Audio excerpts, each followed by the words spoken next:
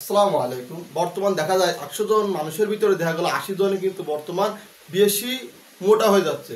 So মোটা হলে কি কি সমস্যা হয়, মোটা কি কারণে হয়, মোটা হলে কি হয়, আজকে কিন্তু বিস্তারিত নিয়ে আজকের ভিডিওতে আমি আলোচনা করব।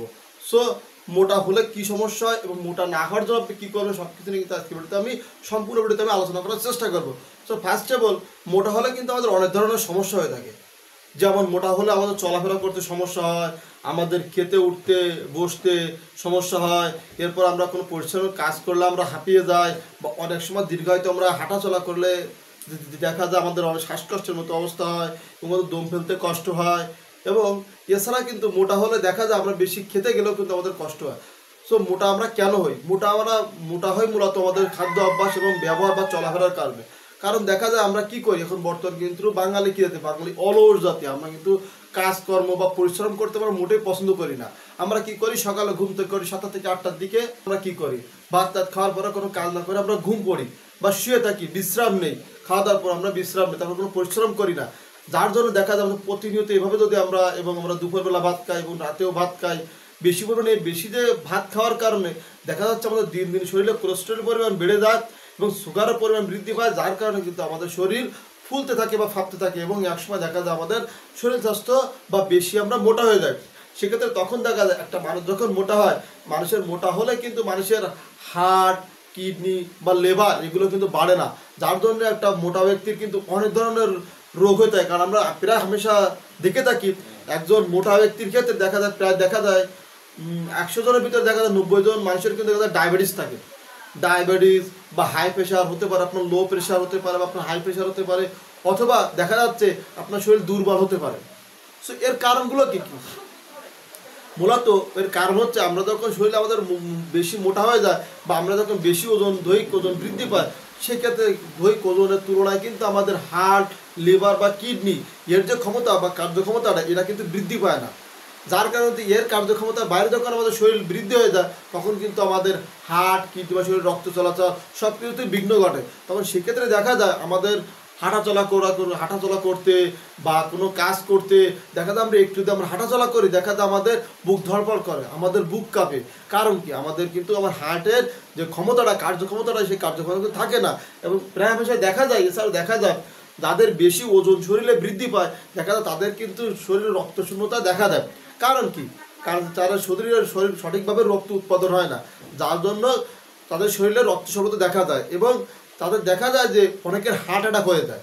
আমরা দেখে থাকি একজন একটা প্রায় বা গড় দেখা যায় 100 জনের ভিতরে যদি 90 জন মানুষ মোটা থাকে বা 100 জনের ভিতরে যদি 80 জন লোক চিকন থাকে, দেখা যায় চিকন মানুষের ক্ষেত্রে থেকে কিন্তু এই মোটা মানুষ বেশি হার্টের সমস্যায় ভোগে, ডায়াবেটিসের সমস্যায় ভোগে, অথবা আপনার ব্লাড প্রেশার বা হাই প্রেশারের রোগে ভোগে।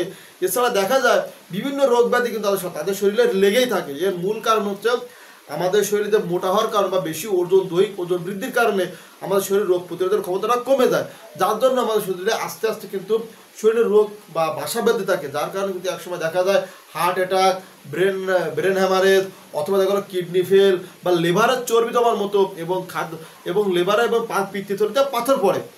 এর কারণ কি? আমরা যে তৈলাক্ত খাবারগুলো গ্রহণ করি বা চা, কফি বা ক্যাফিন জাতীয় যে কোকাকোলা বা পানীয় কোমল ইউজ করি, এগুলো কিন্তু শরীরের জন্য ক্ষতিকর। এটা শরীরের শুধু ফ্যাট, এটা শুধু শরীরকে মোটা বা বৃদ্ধি করতে সাহায্য করে, এটা কিন্তু শরীরে কোনো উপকারে আসে না।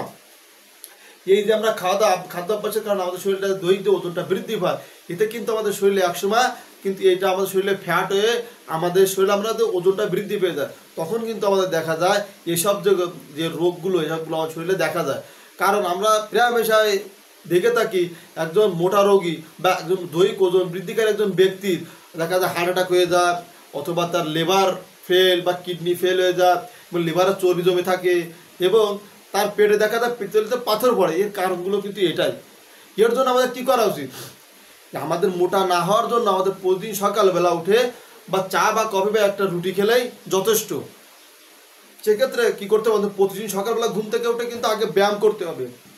30 থেকে 40 মিনিট আপনাকে হাঁটাচলা করতে হবে এবং আপনাকে ব্যায়াম করার পর আপনার শরীরটা ঘামাতে হবে। ঘামানোর পর কী করবেন? আপনি একটা চা, কফি অথবা আপনি খেতে পারেন রুটি, 2টা রুটি খেতে হবে। এরপর কি করতে হবে? দুপুরের দিকে আমাদের ভাত খেতে হবে, ভাতের পরিমাণটা কম, সবজির পরিমাণটা বেশি খেতে হবে। এরপর কি করতে হবে, এরপর আমাদের রাত্রে কিন্তু রুটি খেতে হবে। তাহলে দেখা যাবে আমাদের শরীর ওজনটা বৃদ্ধিও পেয়ে যায়। তাহলে এভাবে যদি আমরা শরীরটা কন্ট্রোল করি বা ডায়েট কন্ট্রোল করি, আস্তে আস্তে আমাদের শরীরটা আগের জায়গায় বা আগের স্থানে ফিরে আসবে। তখন দেখা যাবে আমাদের শরীরটা অনেক স্বস্তি বোধ হবে। কারণ একজন মোটা মানুষের থেকে কষ্ট, যে ব্যক্তি মোটা সে কিন্তু বলতে পারে। কারণ একজন মোটা ব্যক্তি বা একজন চিকন ব্যক্তির কিন্তু অনেক পার্থক্য আমরা পরিলক্ষিত বা দেখতে পাই।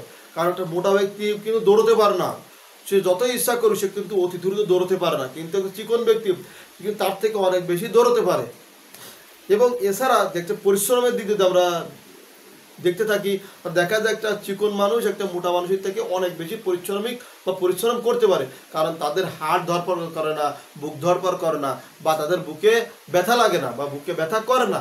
কারণ তাদের হার্ট বা রক্ত চলাচল বা কিডনি সব কিছু সমস্ত স্থানে থাকে। এর জন্য আমাদের উচিত প্রতিনিয়ত এই খাদ্যাভ্যাসগুলো মেনটেন করা এবং ডায়েট কন্ট্রোল করা।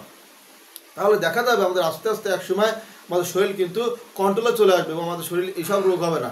এবং এর জন্য আপনি কী খেতে পারেন, আপনি যদি আপনার শরীর মোটা হয়ে গেছে সব চিকন করার জন্য বা আপনি ওজনটা কমানোর জন্য কী করবেন, আপনি প্রতিনিয়ত সকাল বিকাল সন্ধ্যা 3 বেলা শশা খেতে পারেন। আমরা জানি শশা খেলে কিন্তু শরীরের ফ্যাট কমায়, আপনার কী করতে হবে, বেশি পরিমাণ পানি পান করতে হবে যাতে আপনার পেটটা ভরা থাকে, কিন্তু আপনার ভাতের পরিমাণটা কম খেতে হবে। যেমন আপনার ভাতের পরিমাণটা কম খেলে কী হবে, আপনার যে ভাতে কিন্তু শরীরের ফ্যাট বা মোটা বা ওজন বৃদ্ধি করতে সাহায্য করে। এর জন্য কিন্তু আপনি পানি গ্রহণ করেন, সেক্ষেত্রে দেখা যায় আপনার পেটের চর্বি বা আপনার গার যে আছে চর্বিটা বা এই যে মাংসটা এটা কিন্তু কমাতে সাহায্য করে।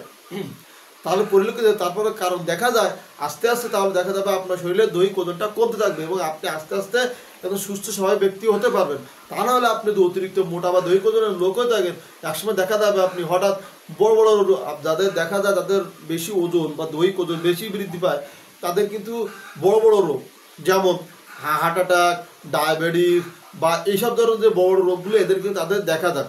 আমরা দেখে থাকি পৃথিবীতে একটা গড় হিসেব করে দেখা গেছে যে আছে 100 জন লোকের ভিতরে 90 জন যদি মারা যায় কিডনি বা হার্ট অ্যাটাক বা আপনার লেবারজনিত কারণ বা যে কোনো যে বড় ধরনের রোগ, দেখা যায় 100 জনের ভিতরে 90 জনের ভিতরে যদি মারা যায় সেক্ষেত্রে দেখা যায় 50-60 জনই কিন্তু মোটা ব্যক্তি বা দৈহিক ওজন বৃদ্ধি করা ব্যক্তি থাকে।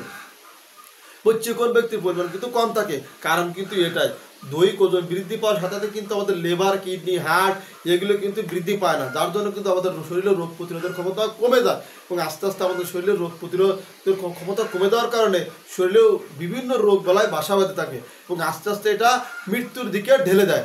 এর জন্য অবশ্যই উচিত শরীর যদি ওজন বৃদ্ধিও পেয়ে যায় তাহলে সেক্ষেত্রে আমাদের শরীরটাকে মেনটেন বা ডায়েট কন্ট্রোল করে চলতে হবে। আর শরীরের ওজন না বৃদ্ধি হয়ে থাকে, যদি আপনার একটা সমঝোত স্থানে থাকে তাহলে সেক্ষেত্রে উচিত প্রতিদিন সকালে এই যে নিয়মগুলো এগুলো পালন করা। দেখা গেল আপনি সময় মতো খেতে হবে কম কম এবং আপনাকে পরিশ্রমজনিত কাজ করতে হবে। এছাড়া আপনাকে পুষ্টিকর খাদ্য গ্রহণ করতে হবে। তাহলে দেখা যাবে আপনি সুস্থ স্বাভাবিক মানুষের মতো চলাচল করতে পারবেন এবং আপনার শরীরে কোনো ঘাটতি থাকবে।